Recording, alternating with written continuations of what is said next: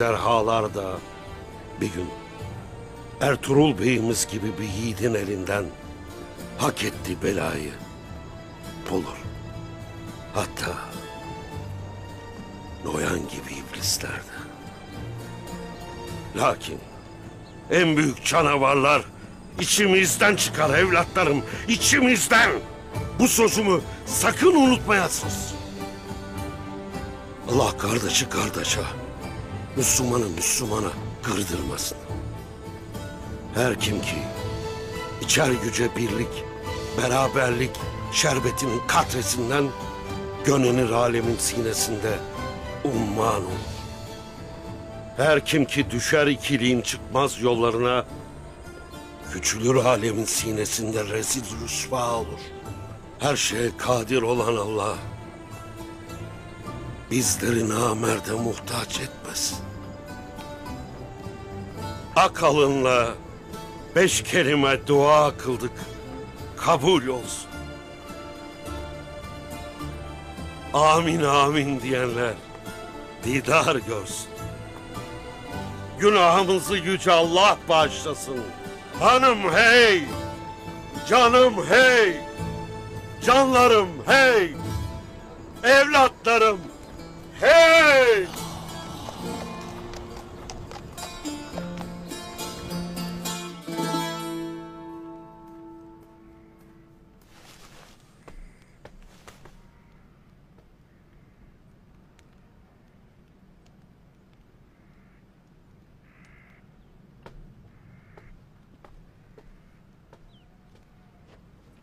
Oğul. Oğul. Ana. Kalk. Hayırdır? Git Kilimhane'den karını al gel. Hadi. Ben Selcan'la yapamam ana. Ertuğrul'la kavgamız yüzünden beni suçlar. Ha, onun için el kaldırdın ha? Doğru değildi. Haklısın. Bilirim. Er adama yakışmaz. Lakin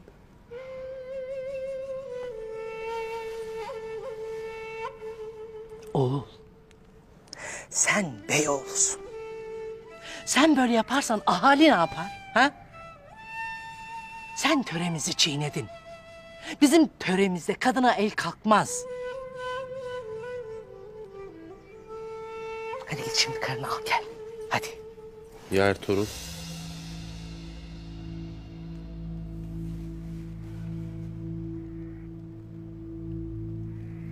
Bu uğursuz savaş bitene kadar gerekirse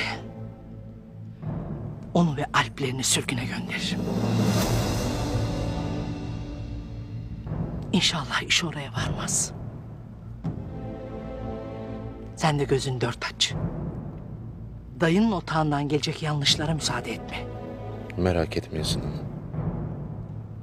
Hadi şimdi kalk. Kızcağız dün geceden beri perişan oldu.